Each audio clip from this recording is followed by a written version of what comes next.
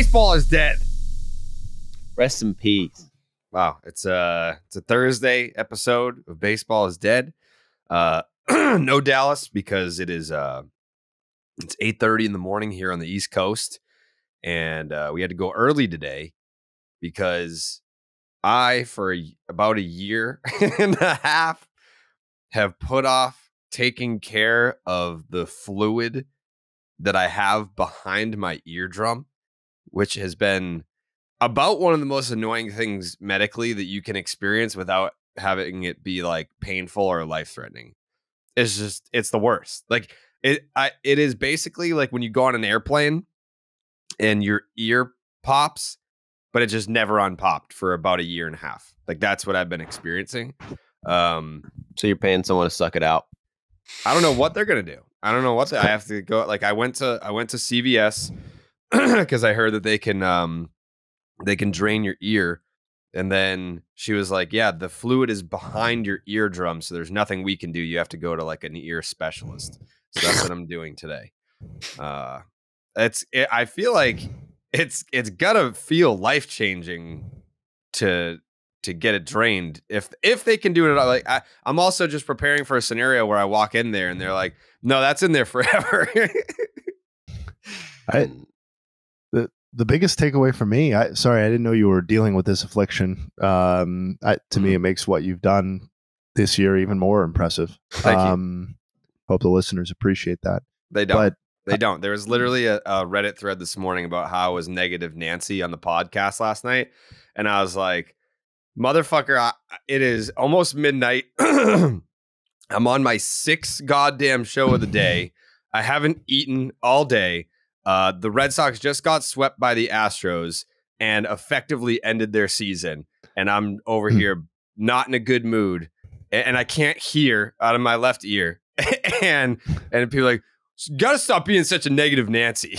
And I'm like, bro, have some perspective. You talk about baseball for a living. Yes, I do. And I also don't really see my family a lot. There's a lot of meals that I have to miss. There's no time to see my friends. I don't see the sunlight very often, and the baseball team that I love causes me nothing but pain. But I got to keep that perspective, and I got to be happy. So that's what we're going to do today. My main takeaway from what you just said is that CVS provides a service where they'll suck your ear out. I had absolutely no idea, and I'm not totally sure I'm comfortable with CVS executing that on my ear. Me neither. It's if kind needed. of sus. This kind of sucks. I think you need an MD to suck my ear. Yeah, that's that's gonna be my day today. So it's gonna be about an hour podcast because I gotta go to this appointment. Had a whole big thing with the insurance company. They apparently were like, you have insurance, but you don't have insurance, but like you do, but it starts next month, but like you're not covered on the previous one, but you are because you paid for it. So, I mean, that's the other thing too with podcasters. We're people too. Like we have things that are going on in our lives outside of just talking about baseball that could be annoying. And that's kind of where we're at. So we're just trying to figure out some real life things beyond the baseball podcast. But we did ask for Twitter questions. We got them. We did ask for Angels voicemails and we got them. How many voicemails did we get, Jake? We got thousands, but we don't have time for all of them. So I narrowed it down to 10. We narrowed it down to 10 from the 16,000 that we did get in the last 24 hours, which is good. And the Twitter questions, I feel like we'll be able to tackle as many as we possibly can. But first, college football fans, are you ready for week 1? DraftKings Sportsbook is hooking you up with can't miss offers to start the football season this week. New customers can bet just $5 on college football and score $200 in bonus bets instantly. Anything can happen in college football. Your team can go unranked to dynasty mode in just a couple of years. Change comes fast, and the only thing that's a lock is the great offers from the DraftKings Sportsbook. Life's more fun when you're in on the action. Download the DraftKings Sportsbook app. Use the promo code Jared, Jared.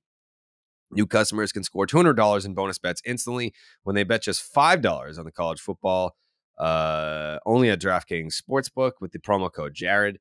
The crown is yours. Gambling problem? Call 1-800-GAMBLER. In New York, call 877-8-HOPE-NY or text HOPE-NY to 467-369. In West Virginia, visit www.1800gambler.net. In partnership with Hollywood Casino at Charlestown Races. All games regulated by the West Virginia Lottery. Please play responsibly. In Connecticut, help is available for problem gambling. Call 888-789-7777 or visit ccpg.org. On behalf of Boot Hill Casino and Resort. 21 plus in most eligible states, but age varies by jurisdiction. See DraftKings.com/sportsbook for details and state-specific responsible gambling resources. Bonus bets expire 7 days after issuance. Eligibility and deposit restrictions apply. Terms at sportsbook.draftkings.com/football terms. By the way, my parlay fucking hit last night. What was it? Plus 525 or something? It was juicy. Let's see. What were the odds? It was plus 525. Smashed it. Wow. It's a big win for the people. That is huge. Jay, hey, is there anything? I feel like there's nothing really in the world of baseball that happened since our last podcast that really needs to be addressed, right? No? Not in my mind.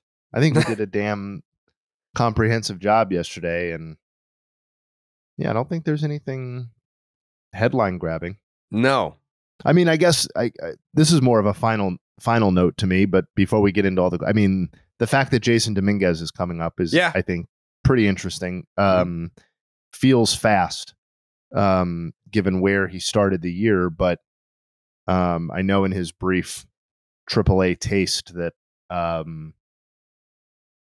it was borderline non-competitive in his favor. So I know the Yankees are doing the youth movement. So I'm interested, I'm not sure his production will ever meet like the crazy hype upon signing, but he's in the big leagues. He got there pretty fast, and I'm excited to see what he does. Do you think it reeks of desperation or no? No, I think it's a little bit refreshing that they're just kind of throwing the whole rebuild kind of like, or every prospect that's like within arm's reach of the major leagues, and just seeing like, hey, we're going to call him up and see how it goes. Like, I mean, he played 9 games at AAA and hit 419 with a OPS approaching 1100. So, his AA line was not quite as impressive. I think if you think this guy is the solution to your problems, maybe that reeks of desperation, but he's supposed to be a big part of their future moving forward. And, my understanding of the collective bargaining agreement is that these sorts of promotions are borderline incentivized or not de-incentivized like they were previously. So I think that's why we're seeing both this team do it and organizations overall dip into this a little bit more. Joe, did the Yankees cave to the woke mob? Yeah, fucking liberals like Jay Hay are like talking about the CBA and service time manipulation. Finally, they caved in. Last true. I don't know, but I wouldn't say it's desperation. I think it's kind of sick. And the Mets just called up their guy, Rock Marciano, up. Yes, too. And that's huge. I guess it's not huge, but it would be a fun thing to watch for. Could these guys win Rookie of the Year last year? That's what this decides. Who's going to be the Rookie of the Year favorite next year? There's a lot on the line this last month of the season. Yeah, that is, I like it. I'm going to commend the Yankees for it. It's, I don't want to say it's long overdue, but it's refreshing, I think is the word. For a team that has been very stuck in their ways and very stubborn about their philosophies and the way that they go about things. And clearly they have not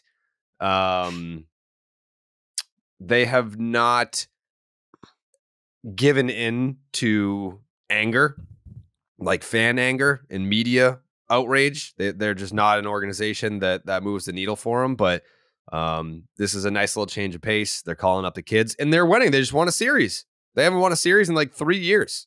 So I'm very excited for them. Very excited for Yankee fans. All right. Can I call one out? Just one other item really fast? Yep.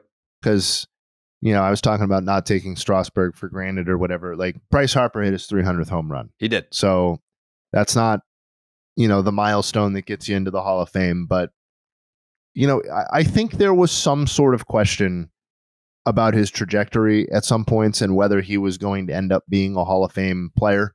And I don't know whether those questions still exist or not, but I think we're damn close to answering them, I think. And, he may not end up with, 600 home runs or something like that, but he's going to end up with a lot of homers and a lot of stolen bases. And I think it's incredibly impressive how well he's bounced back from coming back from that surgery early, and kind of having that power outage for an extended period this year. His slash line is basically the exact same overall quality as he contributed last year, which I don't know. It's just, he continues to be incredibly impressive and shouldn't be taken for granted. Yeah. He basically just started hitting home runs like 2 weeks ago. Yeah. And he's hit 8 since August 16th. Before that, I think he had what? He had 7 before that. So he's had more home runs in the past week and a half than he had all year, which is interesting to me. And it's interesting. I don't know what Tommy John does to your elbow at all. I don't know what that feels like to hit with Tommy John, but you kind of see it with Shohei too, who hasn't hit a home run since, I guess he didn't get Tommy John. So I'm sure that's a little different. But Shohei hasn't hit a home run since he tore his UCL either. Didn't he have that like a $118 double off the wall though, like the next day? He's killing it. He's batting amazing, just no home runs. I don't know if it's related or what. I just can't, like, Bryce Harper is whatever percentage he's played this season at, and it's stupid to put a number on it, but 75, 80, 90, whatever it is, the fact that he's just walked into a 300, 400, 500 slash line is just, it's crazy. It speaks to how fucking awesome he is. So congratulations on 300. Shout out to Bryce Harper. Okay, Jake, without further ado, the first X question. Give me a sec. I was all geared up to go into the voicemails. Oh, you want to do a voicemail first? Let's do a voicemail. All right, let's do voicemails. Yeah, we have Angels voicemails today, and we have Twitter questions. What a double barrel pod going today on a Thursday. The first Angels voicemail. Yeah, so I've been an Angels fan pretty much my entire life. By the way, boys, love the pod. Shout out. I just ate a big ass burrito, so if I burp, I'm sorry. But I feel like I'm one of the more level-headed Angel fans there is out there, and it's pretty obvious from anyone I think that pays any kind of attention. Artie is the problem. It's fucking Moreno. This guy is pretty much puppeteering Perry. I actually think Perry's a pretty good GM, and I might be ill-informed saying this. You guys might know more than I do, but especially DB. DB's on the scenes every day. But I just feel like with Moreno being there as the owner, it caps our potential so much because the dude's just fucking clueless. He's an absolute clown. Has no idea what he's doing. Should have traded Shohei last summer. That's like one thing I was telling all my buddies is that when the Angels were terrible last year and fucking Luis Rengifo was hitting third, I was like, just trade Shohei now. Let's just rip the Band-Aid off because teams were going to be surprised that he's already on the market. They might overpay even for Shohei standards. And then all of a sudden you guys are back in a position to compete next year with Trout and everybody else ready to go. Because everyone knew deep down going back to last year, Shohei's not resigning. So anyways, it's brutal being an Angels fan, but, it was even more brutal seeing the logo on the Instagram saying that, yeah, season's dead. Voicemails are open for Angel fans. Just fucking brutal. All right. Anyways, boys, brutal. Sorry for a long voicemail. Shout out. Love the pod and Rockets stay hot. Thank you. Appreciate that. All right. First Twitter question. Do we think the Reds are on the path of the Orioles, Astros, and Braves? Young, controllable talent all over that is presumably hit. Are they in for a 5 to 10 year run of being contenders? Joe, you have a thought? No, they're not going to do what the Braves and the Astros did, and I don't know about the Dodgers. Really, well, the Dodgers definitely not going to do the Dodgers do, which is sign big free agents on top of having players come up to the system, or what the Braves did, which is get these young guys and then pay them early over a long period of time. The Reds might do that for one player, but to think that they're going to do that for their whole core, I don't think they'll do it just because they don't spend. They don't want to spend the money. Yeah, I think they could have a run analogous to the Orioles, the run the Orioles end up having, because I think they're going to end up operating in closer payroll spheres. But yeah, the examples were weird because the Braves, to your point, the Braves and Astros are totally different organizations than what the Reds are going to be. I mean, I think they have a multi-year run, a 4 to 5 year run of being competitive in the NL Central. But you know, that presumably expires once the Hunter Greens and the, you know, Ellie De La Cruzes start to get more expensive and closer to free agency. And if they sign those guys, great, but they have to do that first before you start to assume any sort of run of dominance or anything like that. And to Joey's point, it's unlikely that happens. I still am very interested / curious to see what happens with the waiver wire players, because the Reds are in a very beneficial position. Like, they're still in the playoff hunt, but they're one of the first teams that can make a claim of the teams that are in a playoff hunt still.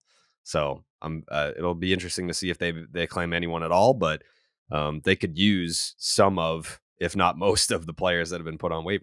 Why wouldn't they? You think they'd really be that cheap to be like, we're not going to pay Giolito for a month? No, I think it would come down to if a team is petty enough to claim them before they get to Cincinnati. Because no one below the Reds, I don't think, is a serious contender for a wild card spot or a division. Like, I think the Reds in the National League are probably the floor. Well, when is that going to happen, man? I feel like it's been 3 weeks since they put on waivers. Let's go. It's been a few days. Yeah.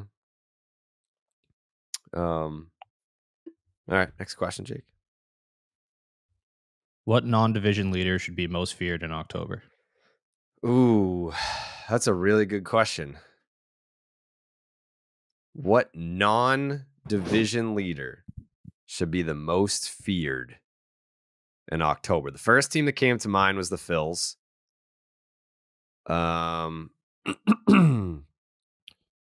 It's either Phils or Rangers. Who else would it be? Right? You can't pick Seattle or Houston. You could take Texas. No, you could pick Houston. They're tied. No. Oh, well, then the answer is Houston. If I can pick Houston, the answer I'm going with is Houston. No question. They're tied, but based on percentage points, the Mariners are alone in first place.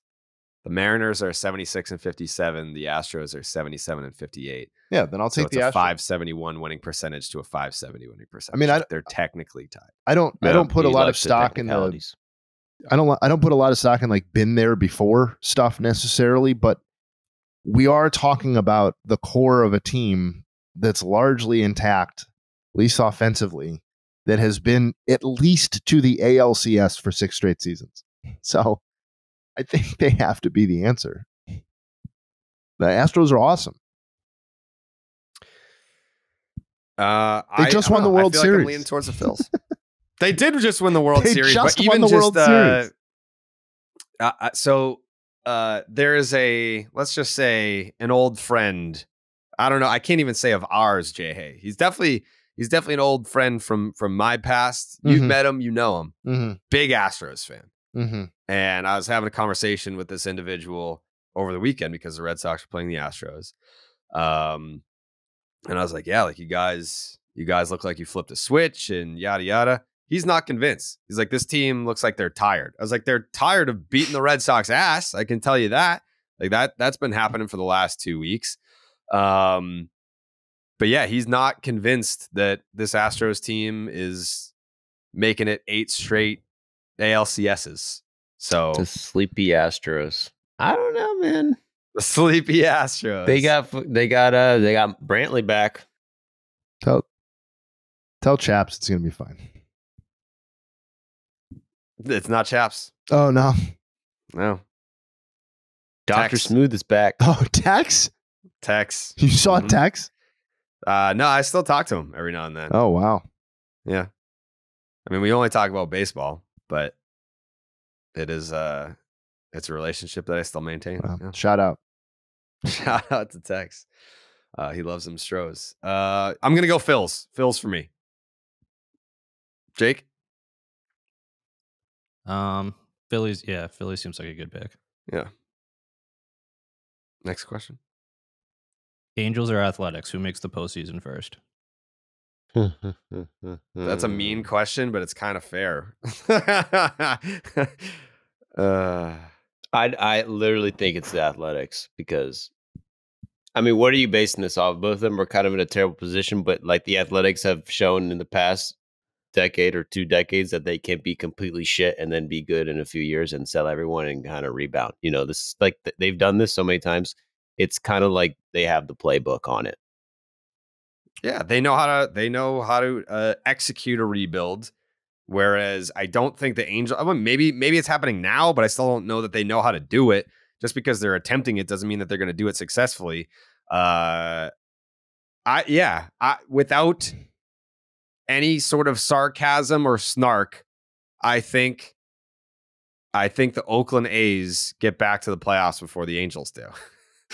Is that crazy to say, given where they're at right now? I don't think it's crazy, but I'm going to disagree with you guys. I think the season has gone on too long as far as like our experience with the A's this year, where it's not new and fresh, and we've become numb to how disgraceful and pathetic this whole situation is. And while I hear you that they have sold and then missed the playoffs and turned around and been good or like division winning the following season, those were never deep rebuilds. They were always retoolings on the fly. And that's what they were excellent at doing. They have never in our lifetimes executed a rebuild to the extent that they are doing right now. In fact, very few teams have attempted this sort of thing. So I'm actually going to say, as sad as the Angels situation is, I just think there is a baseline level of spending and a baseline level of like the Angels are not going to win at a 291 percentage next season. Teams don't do that, really. So I know this question is not who will be worse or better next season, but who will make the playoffs first. But I just think the Angels are operating at a different plane than the Athletics right now, who are, again, we make the joke, but they are loosely a Major League Baseball organization right now. Yeah. Yeah. Just based on history and organizational philosophy, I don't know how anyone doesn't pick the A's. Like, I feel like it's almost obvious to me.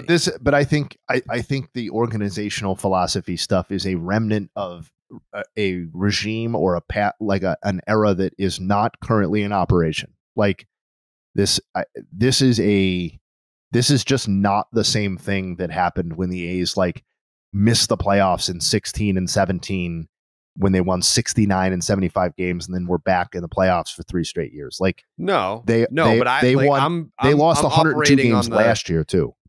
I'm operating on like the idea that the Angels won't make the playoffs for the next decade. like the A's will just find a way at some point during their next attempt at a rebuild. I wouldn't hate to look at the odds of both of these teams missing the playoffs for the next decade straight. Yeah. Yeah. It could happen. But you can't bet against JJ Bleday, baby. He's the captain of the next A's World Series title team. They got a couple young guys over there. Yeah. Geloff. Yeah, he's nasty. Yeah, all of those guys will be on new teams before the A's make the playoffs. There's the prediction for you. And then look at some good prospects for them. Probably not. That's that's even better. Which will be in low A, and then by the time they cycle through, we'll be talking about that decade without making the playoffs. Dude, this Geloff guy is a beast. He's going to get us so many prospects. Jacob Wilson, one of the top shortstops in the draft this year, went to the Oakland A's in the first round. Sheesh. That boy can play. The A's are coming, baby. That's Jake. Next question. You guys are such stooges. As we get closer to the playoffs, does anyone have any concern about the pitch clock? It's been pretty awesome this season, but we all know the pressure is ratcheted up come playoff time and every pitch matters.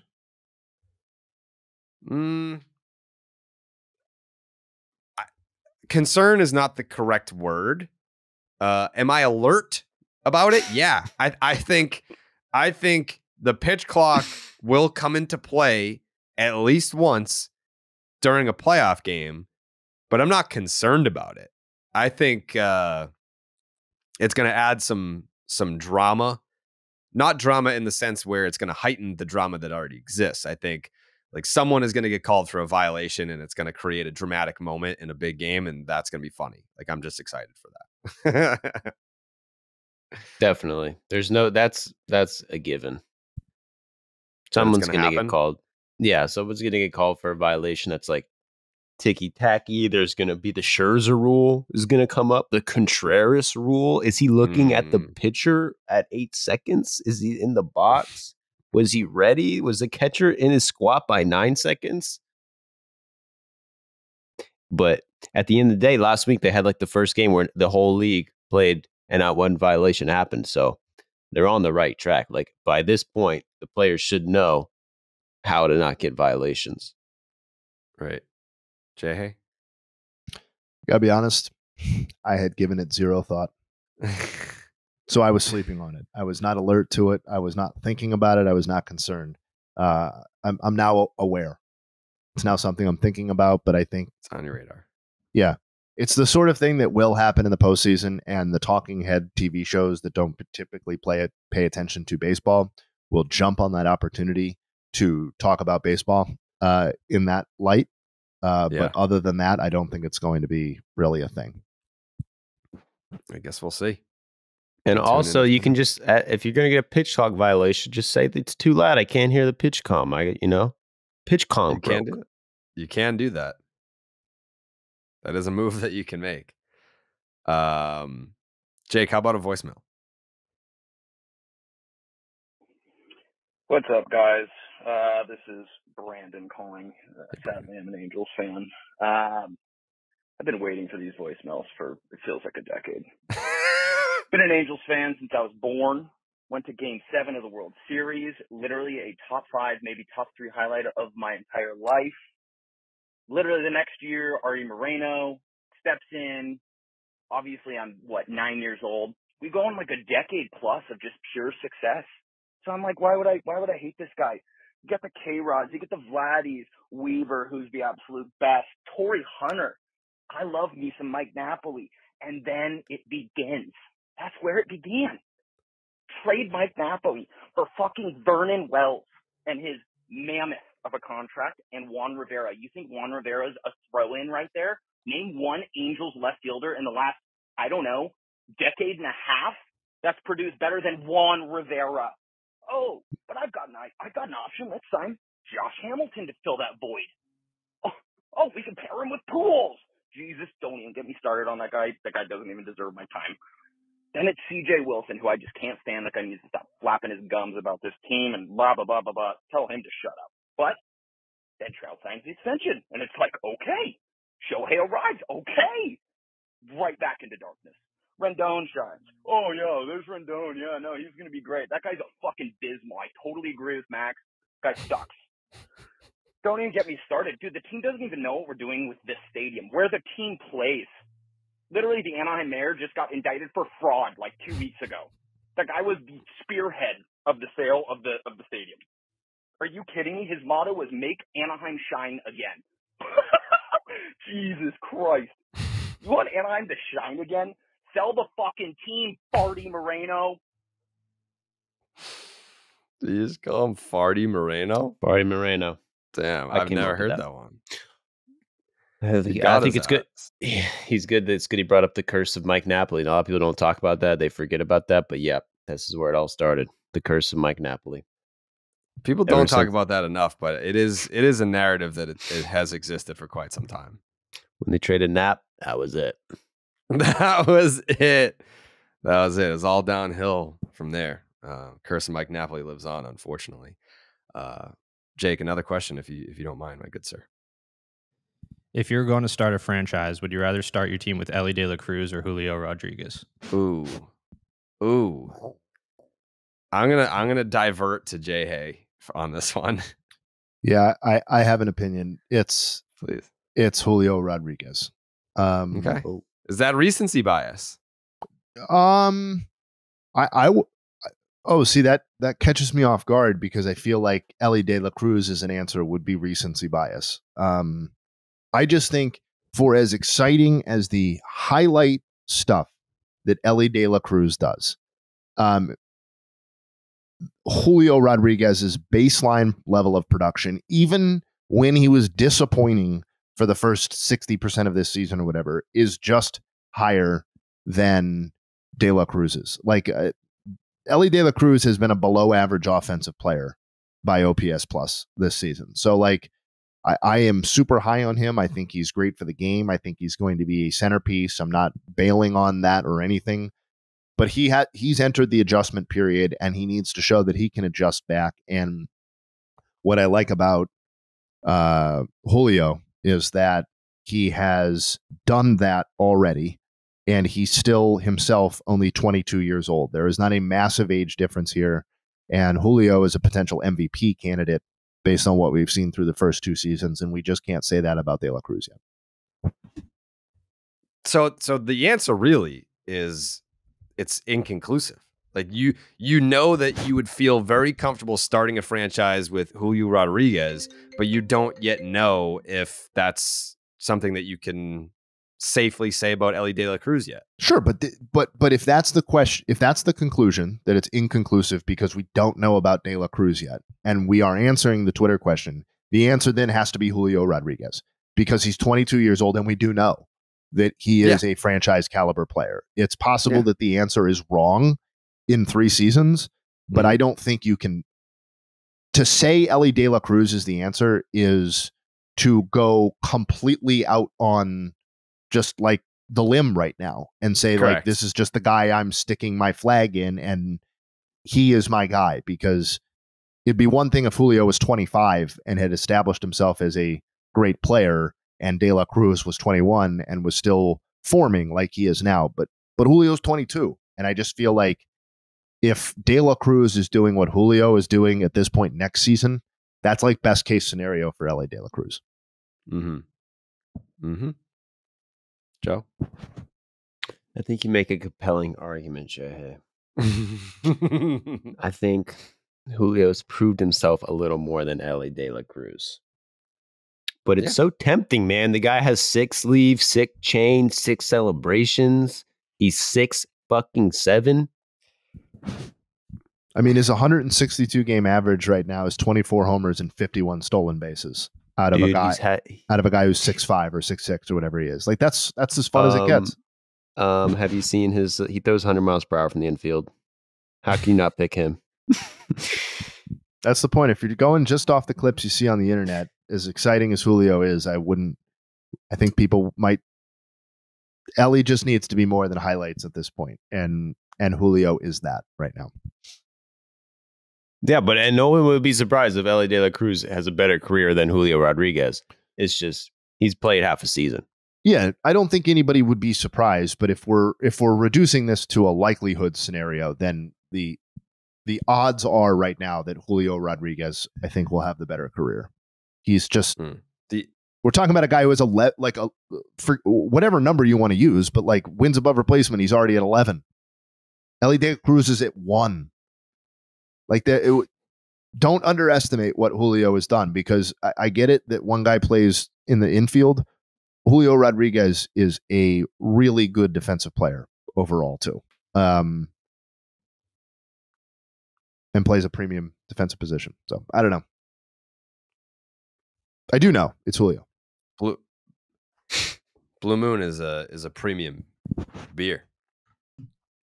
Did you know that? I never forgot it.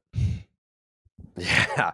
The playoffs are just around the corner, so it's time to help your team by sticking to your lucky rituals, like the ritual of enjoying an ice cold Blue Moon while the game is on. Blue Moon was born in a ballpark, first brewed at Coors Field in Denver, Colorado. Make it your one-of-a-kind baseball tradition, whether you're at the park or watching from home. This weekend coming up, you guys are probably going to be sitting on your couch watching some baseball. Be sure to pick up some Blue Moon to be your companion on the couch this weekend. Or maybe you're going to a game, you're going to a ballpark. Go make sure that they have some Blue Moon, and then go get an ice cold glass of Blue Moon with this refreshing flavor with Valencia orange peel for a subtle sweetness and hints of coriander. Blue Moon Belgian-style wheat ale is a one-of-a-kind beer that's made brighter. It's carefully crafted and full-flavored with refreshing notes and a smooth, creamy finish. Blue Moon was brewed by baseball to give you a dose of nostalgia and get you excited for the new season. Why strike out with the same old beer when you can get something that's one-of-a-kind? Its bold flavor, bright explosion of color, and iconic orange slice ritual guarantees a one-of-a-kind beer experience perfect for spring weather. Best served with its signature orange garnish to showcase its beautiful, bright color. A beer this good only comes around once in a Blue Moon, but you can enjoy it all season long. Brighten up your baseball traditions with Blue Moon Belgian-style wheat ale. It's a one-of-a-kind every time. Check out shop.bluemoonbrewingcompany.com for baseball merch and visit get.bluemoonbeer.com/rocket to find Blue Moon delivery options. That is get.bluemoonbeer.com/rocket. Blue Moon, made brighter, celebrate responsibly. Blue Moon Brewing Company, Golden, Colorado Ale. Jake, how about a voicemail? I'm pretty numb to everything at this point. It's the same shit every year. I don't know why I expect things to change. I hate younger me for choosing to be an Angels fan because I live in Washington and I could have been a Mariners fan instead. But no, younger me had to have Albert Pujols as his favorite player in the world, meaning when he signed, I had to follow him wherever he went. I had no idea the shit show I was getting myself into. I could have been celebrating with my friends right now about the Mariners' success, but no. Every year, it turns into me hate watching the sport, making sure they miss out on the playoffs too. I swear to God, there needs to be a trial for the war crimes that Artie Moreno has committed against Angels fans. The Angels are actively making me lose interest in the sport that I love the most. Hopefully, Ohtani leaving will be the shot in the ass for him that he finally needs to sell the team.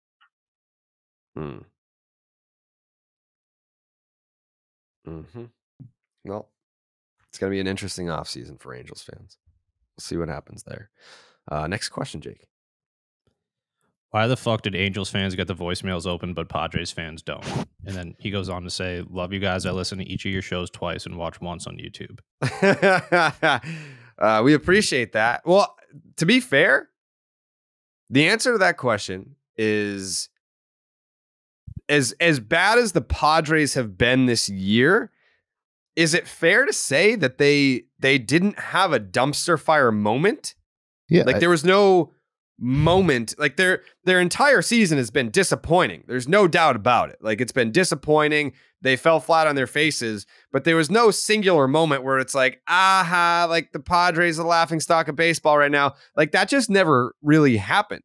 That's because that's kind of what leads to the voicemails is there's like a one singular moment where it's rock bottom. And I don't think the Padres had that defining rock bottom moment. Also, their future. If anything, it was last weekend, but they got completely overshadowed by even worse rock bottom, which is the Angels, which has a new rock bottom every week. Mm-hmm. So it's like, I get what you're saying, but if you're comparing yourself to the Angels, good, not even close, buddy. Also, like the line. Part of the problem with the Angels is how dreary their outlook is. Like the Padres still have hope moving forward in future seasons. Like it's not like Juan Soto is walking at the end of this season. It's not like they don't have Fernando Tatis signed up long term, et cetera, et cetera. They are completely incomparable situations to me from a fan misery this season perspective, and also from a open up the voicemail perspective. The Angels are, I think, in their own way, the biggest disgrace outside of Oakland in baseball this year. Yeah.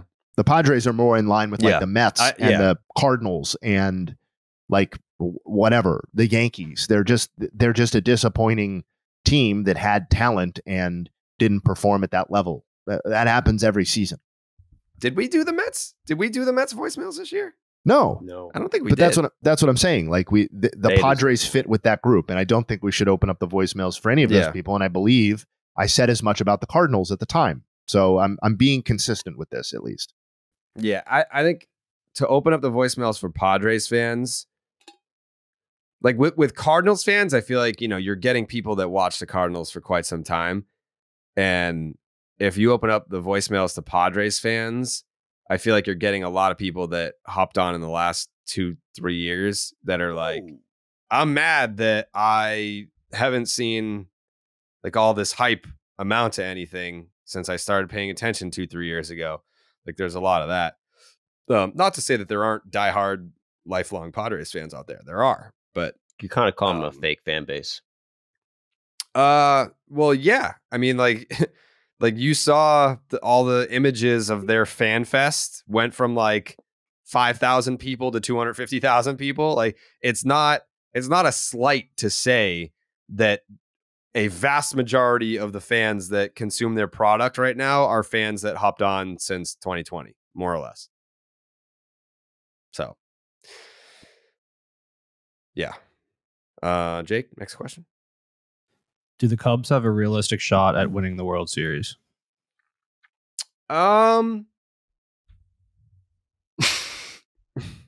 answer is not no, right? The answer is no. No, I mean, no. If they won the World Series, no.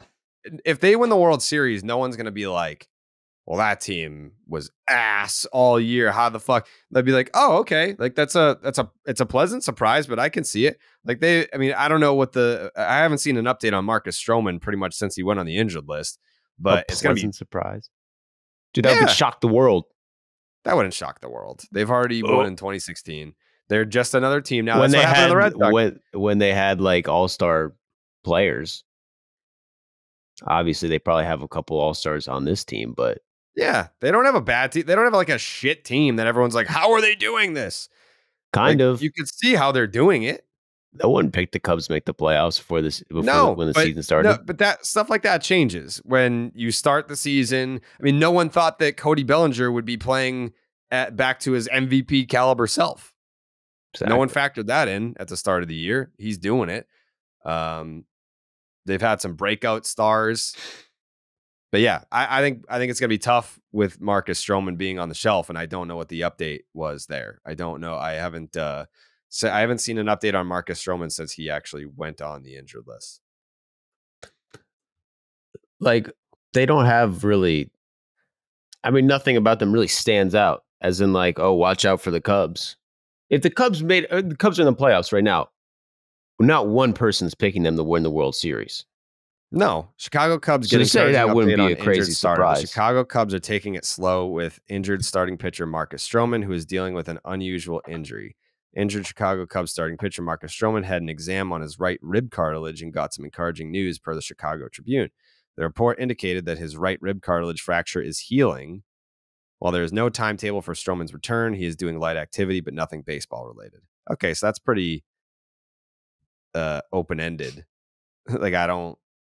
It's like, all right, it's encouraging that it's healing, but if it's not to the point where you have some sort of a timetable on when he can return, then I wouldn't say I'm encouraged by that.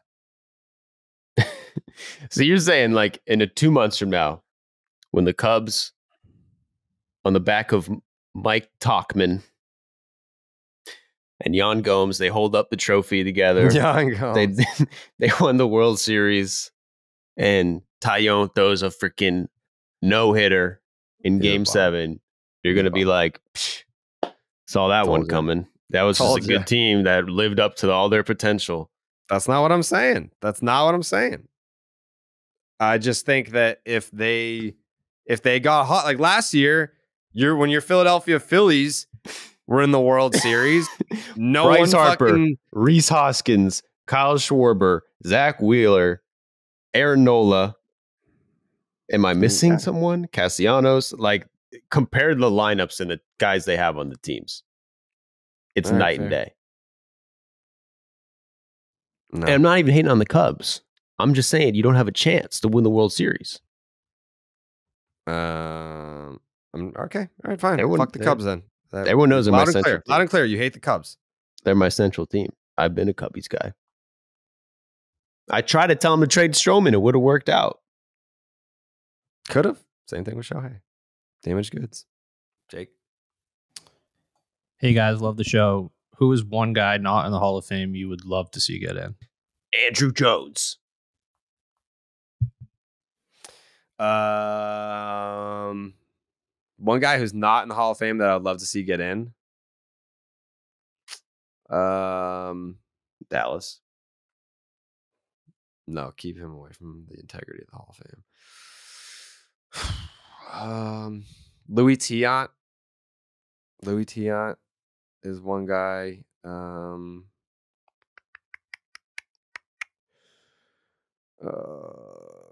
Dwight Evans. Yeah. Johan Santana. We just talked about that one. I think he should be considered heavily. Zack Greinke. Yeah. Zack Greinke would be the all-time Hall of Fame speech. He probably wouldn't show up, but I want to see that more than I want to see anything. Okay. Jay, the question was guy that's not in the Hall of Fame that you would like to see in the Hall of Fame. I threw out Johan Santana, Louis Tiant, Dwight Evans. Oh, mic's not working.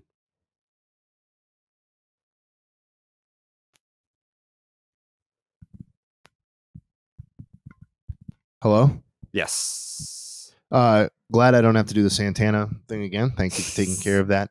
My answer is Kenny Lofton. Oh, okay. Another guy whose lack of Hall of Fame consideration I find to be basically tragic. 2013, he was on the ballot, got 3.2% of the vote, and fell off. I'm not going to do the whole Harold Baines thing, but Kenny Lofton is at 68 wins above replacement. 68. That is 30 more than Baines. And it's just the gap between Kenny Lofton and Tim Raines as a player is almost nothing. And Tim Raines kind of had that grassroots, kind of late push movement to make it into the Hall of Fame, which he wholeheartedly deserved. But he debuted at 24.3%. So he started with a lot more consideration than Lofton. But I just don't think people, because it was the steroid era, quote unquote, and power numbers were what they were, I just don't think that people appreciated what Kenny Lofton was doing during his prime. And I just want to quickly remind people that for an 8-season span, he averaged 54 stolen bases a year with a .312 batting average, a .387 on base percentage, and an .819 OPS. This was a guy who did everything you could want on a baseball field. Led the league in triples, led the league in stolen bases. 6-7 straight All-Star games, won Gold Gloves, got MVP votes. I think Kenny Lofton is a clear-cut Hall of Famer. And honestly, maybe, other than Tommy, I think he deserves to, like, Tommy, Manny, and Kenny Lofton were the best players on those Cleveland teams in terms of peak and duration. And he just doesn't get the credit that those other guys do. Manny would obviously be in the Hall of Fame if not for the PED stuff. And Tomei was in. Great player, Kenny Lofton. Yeah, fun fact. Second fastest player in backyard baseball history. 99 speed. Only one to beat him, Pete Wheeler. Pete Wheeler was cheating, though. That's a different guy. You're talking about the guy in the wheelchair? Kenny Kawaguchi? Well, he was cheating because that's probably makes him way faster with the wheelchair, and he's still slower than Kenny Lofton. I don't know. I didn't hear the Pete Wheeler cheating accusations. I'm all ears, though. I don't know. He was on in 2001. He was on the same team as Mark McGwire and Sammy Sosa. What? Yeah, dude. It is suspicious. It is. It's a little sus. It's just a little sus. Jake, next question. With baseball gaining popularity and viewership this year, is there any chance MLB executives try to solve the blackout issues that so many markets seem to have? God forbid if you are a baseball fan in Iowa. That does suck. Like, being in Iowa, you're blacked out from 6 different baseball teams or something like that. I don't think they're ever going to do anything about it. I mean, people have been bitching about that for the last 2 decades. The only thing I'll say to that, and I don't think any of us are in the weeds enough to know for sure, but I think we need to wait to see how the RSN situation plays out nationally. because with MLB taking over the streaming of some of those and going direct to consumer, I just think that the map and the way they distribute baseball games could look very different in 5 years. And while I don't have any personal information that blackouts are going away, I do think that we should not assume that things will be the same in a couple of years. So just give it a second. The problem is, and the question was, will executives do something about it? Like, they want to end blackouts, I'm sure. They would love to have everybody watching every game. But with the regional Sportsnet, it's basically like the Yankees, the Mets, the Dodgers, the Cubs. I think they signed these deals for like 20, 30 fucking years. So it's like, in order to end the blackouts, you're going to have to like restructure those, and they're making so much money off it. Like, that's like what's holding it back. But that's 100% correct. But that's kind of what I'm saying, is that some of those RSN, and not the ones that you cited, those are obviously very strong right now, but there are some of those RSNs that have, like that Diamond Sports Group, just decided they weren't going to do that anymore, and they weren't going to pay for it. And MLB had to take over basically the streaming or broadcast of those games. So like, if, yes, some of those contracts were 10, 20 years down the line, but if the one side is breaking that contract, MLB may have no choice. They can take them to court and sue them for the money. That's fine. That's a separate question. But like blackouts specifically, if MLB is no longer beholden to the RSN situation, then maybe that starts to change. Yeah. So if you want to end blackouts, do everything you can to sabotage the Yes Network, sabotage SYN, sabotage SY. Whatever. SYN,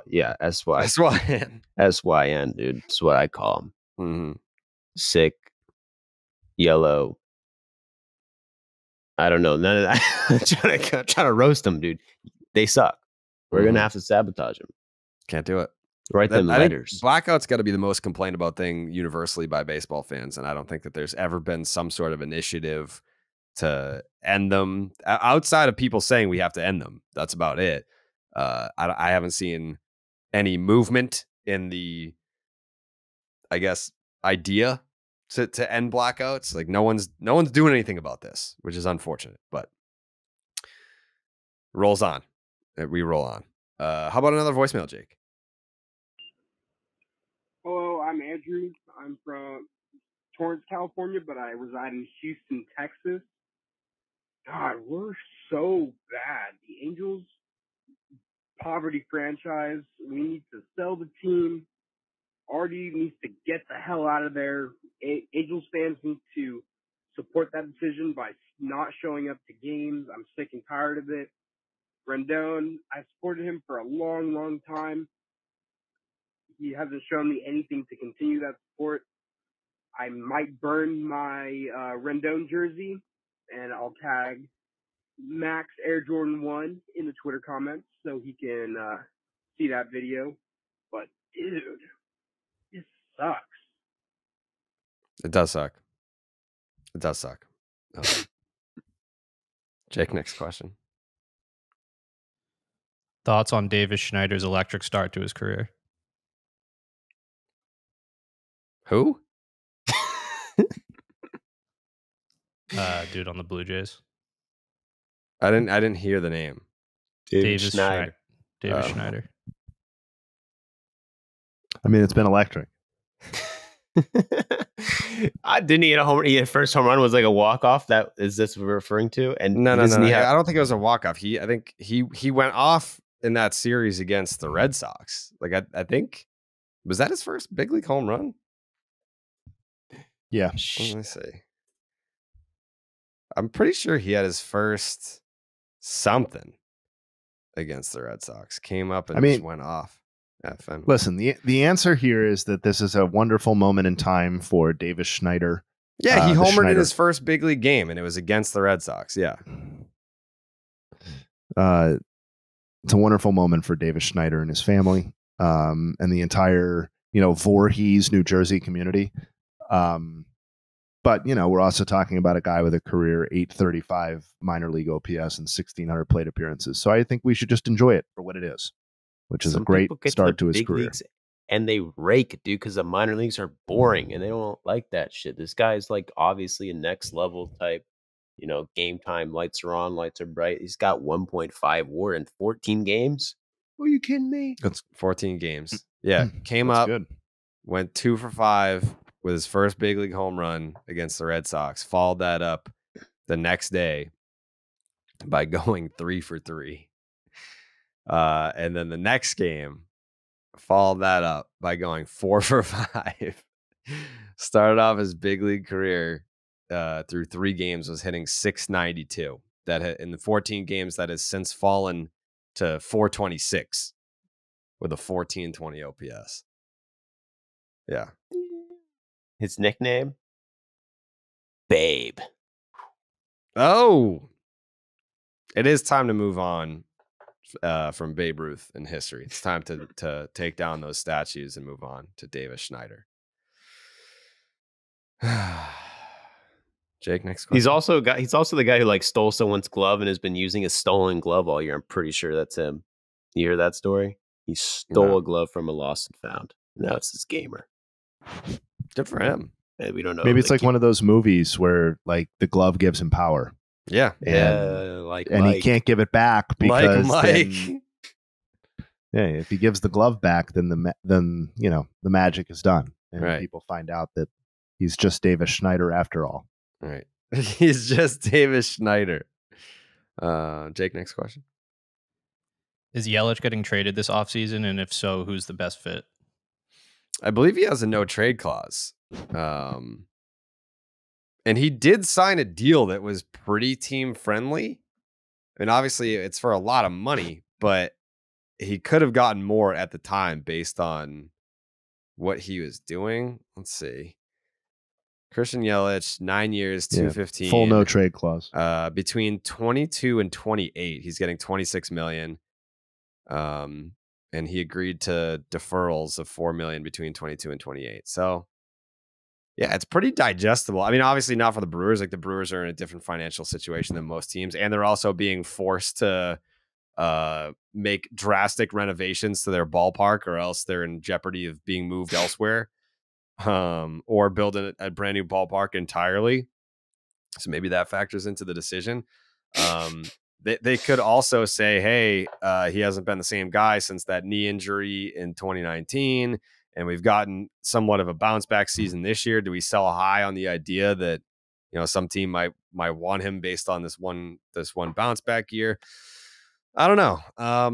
But as far as who would need a lefty outfielder, I mean, see him with is the Cardinals come to mind? Maybe. Blue Jays. Change my mind. You change your mind? They need lefties. Yeah. There's they got Schneider. They got Schneider in the outfield. That's good, but come on, imagine Davis Schneider, Kiermaier, and Yelich. The big 3-headed monster. Yeah. Jay, hey, where do you see Yelly going if he gets traded? Honestly, I don't hate those fits as answers. What about a reunion with Miami? That came to mind as well, but I money wise, I don't know. No, they're not. It's not realistic. No, I don't see. But he would help them. He would help. I don't see him getting traded. That's my 2 cents. Yeah, could be. He'd still have to waive it. I don't know if it's a full or a limited. It is. No, it's full. It's full. Full no trade protection. Yeah. So he would have to waive it. You got time for one more, Jay? Yes, sir. Yeah, one more. Why can't the White Sox look outside the organization for a GM? Fuck, this is terrible and keeps getting worse. You have an owner that likes to hire his buddies. That's not a surprise. That's been the thing all along. Yeah, I don't. Why can't they? Can why can't they? They can. They choose not to, and I think at this point, you're best off not file. There's no reason to spend time stressing about that because this is just how the Reinsdorf family runs their franchises. And until Jerry Reinsdorf, it's not even not to be morbid, but it's not even like a Jerry Reinsdorf dies sort of situation. I mean, his son runs the team. Michael Reinsdorf is the second most important person in the organization. So unless you think he's going to operate very differently than his dad in terms of bringing in outside voices, then I think this is just how it works. Let's not end on that one. Let's do another one. When is Frank the Tank coming on the pod? We can't end on this one either. Jesus Christ. Frank the Tank is he's a commodity right now. Like he's in demand. I don't even know if he has time for us little people. I'll get him on though. I know Mets. Anytime I mention like getting Frank the Tank on, like Mets fans, like he's not a representation of Mets fans. Like we don't want him to represent a Mets fan. No, he's entertaining. At the very least, you have to admit he's entertaining. But we can't end on that one. He's the literal embodiment of Mets fans. Like they can act like this is not what Mets fans are like. He's a little over the top, but like this is Mets fans. Yeah. If he doesn't eat his own fucking glasses, I don't want him on. Yeah, he has to do everything, the whole shebang. Yeah. Jake, one more. What do you realistically think the Angels do this offseason? There you go. What do you think, Jay? Well, I'll tell you. Yeah, go ahead, Joey. I'll go first. I didn't have to skip you, but they're going to offer Shohei a contract. And then you're going to tell everybody, we just offered Shohei a big contract. And he said no. Everyone's going to like, whoa, they offered him that contract? You think they're going to do what the Nats did with Bryce Harper? Yes. I mean, they're going to actually try to get him. I guess the Nats weren't really like pursuing Bryce Harper that hard, but they're going to try to get him. Did they offer him like 300 something million? Who, the Nats? Yeah. Well, wasn't it a thing they offered him like last minute, like where it was like he kind of didn't have a chance to accept it? No, I think they make him like a 300. I mean, it wasn't anything that he was going to take, but yeah, I think they offered him like, unless I'm thinking of Soto, where they offered him like I don't know. It could have been both, honestly. What? The Nats like making like a significant offer to Soto and Harper, but it wasn't enough to actually keep them. Yeah, they did it was Soto too. It was like $300 million with $299 million deferred. Yeah. It's like, it's a $300 million contract offer paid out over 2050 to 2065. Honestly, I think the answer for the Angels is something resembling the status quo. I agree that they're going to offer a contract to Ohtani. It's not going to be good enough. Moreno got his ass. Farty Moreno. Farty Moreno said, shut the fuck up, bitch. Talking shit. Oh man, get your Angels tickets. All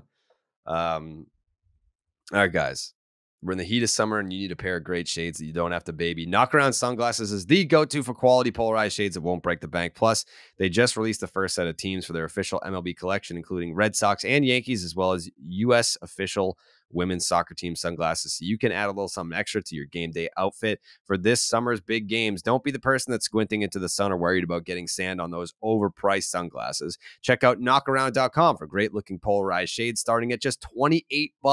Use the promo code ROCKET and that'll get you free shipping on your order. Jay Hay said his computer shut off and to move on without him. So we say rest in peace to Jay Hay. I also have to get going soon. I just got I love how like the voicemail, like they like transcribe them now, and like the fucking ear doctor just called and left a voicemail, and they're saying, calling you this morning, blah, blah, blah, regarding your appointment this morning, would like to review and possibly before you come in. Before the appointment, I have to be there at 10:15. It's 9:45 that they just called me. Hey, before you come in, you need to call us and review for the payment. Guess what, lady? My insurance is a disaster right now. I'm gonna have to pay out of pocket. I'm paying for insurance that refuses to cover me, so I'm gonna pay them $1,000 a month and then pay for this appointment out of pocket just so that I can fucking hear again. Don't pay. What a world, Joe. Don't pay. That's what I'm gonna do. I'm just not gonna pay. How about another voicemail, Jake? Dude, honestly, this team is a joke. It's been a joke for a long time, and we're looking at 10 more years of it being a joke. I was telling my buddy, I was like, man, like, I want to pick a different team. I want to be a fan of a different team. I'm just too loyal to this team. I just wish they were loyal back to us. And fuck you, Artie. Go somewhere else. Leave us alone. More like Farty Moreno. I had higher hopes for these Angels voicemails. I'll be honest. I feel like they're just so beaten down that we haven't had that like epic rant, that visceral reaction to what's going on. Like they're sad and they're beaten down. I just had higher hopes, unfortunately. How about another question? There's been a lot of talk about the Rays' chances plummeting, rightfully so, after recent events and a horrible July. But after wrapping up a 17-8 April with the pitching staff and lineup rolling and only 1.5 back of the O's, what do we feel their chances of catching them are?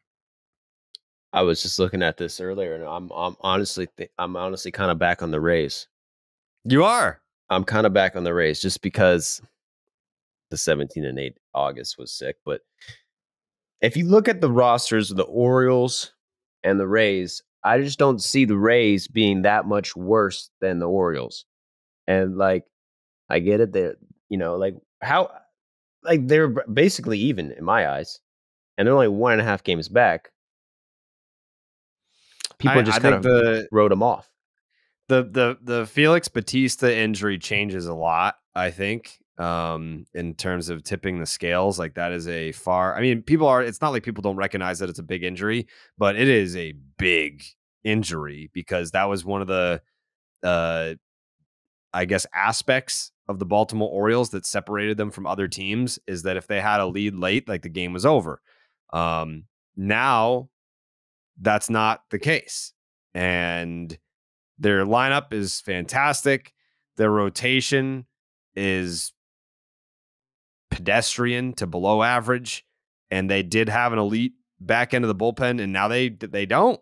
So Tampa, though, with their rotation, everyone's down. But they have the Tampa Bay Demon magic where they just have guys go down, guys step up, and that's it. They figure it out, and the show goes on in Tampa. That's just how it's always been over there.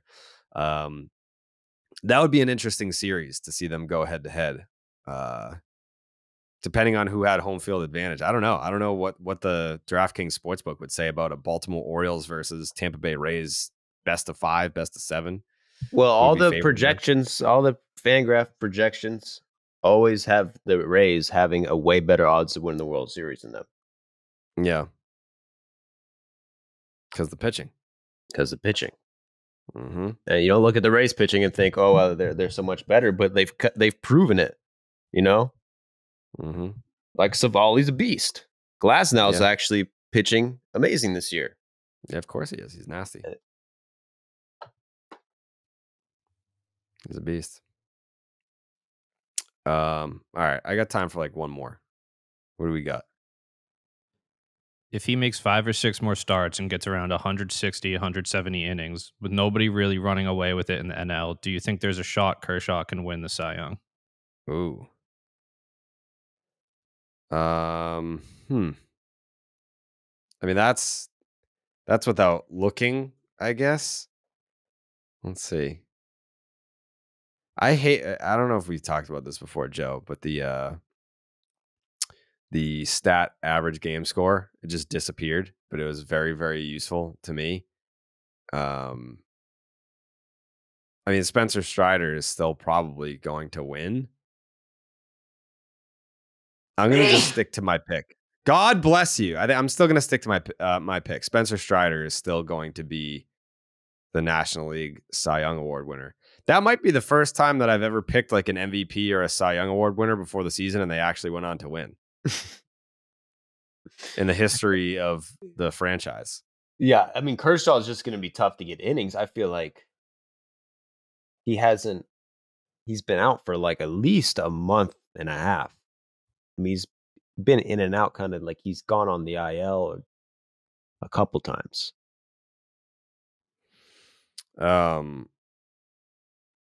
now thinking about it, I genuinely think that might be the first time that maybe anyone on the podcast has picked an MVP or a Cy Young and they went on to win. Like, we usually miss wildly with the preseason picks. Is that crazy? I can't remember anyone nailing one of those. It's hard. Yeah, it is. Well, that's because we used to have a rule that I think we had a rule for a while that you couldn't pick DeGrom for Cy Young and you couldn't pick Trout for MVP. So it used to be much easier to pick, but it was kind of like you couldn't pick the obvious guy. So I don't think anyone was allowed to pick Shohei this year in the AL. But no, we didn't do that this year. Did someone pick Shohei? We all picked Shohei. I picked Shohei. I picked Shohei and Acuna. That's so boring. Boring. Boring as fuck. You're the one who makes the rules. Said I could, so I did it. All right, I'm going to go get my ear drained. Yeah, no. I'm going to go get my ear drained. Hopefully, pray to God that it works and I can hear again and I can exist in the world without having my ear be all stuffed up for the last year and a half. Joe, any final thoughts? No.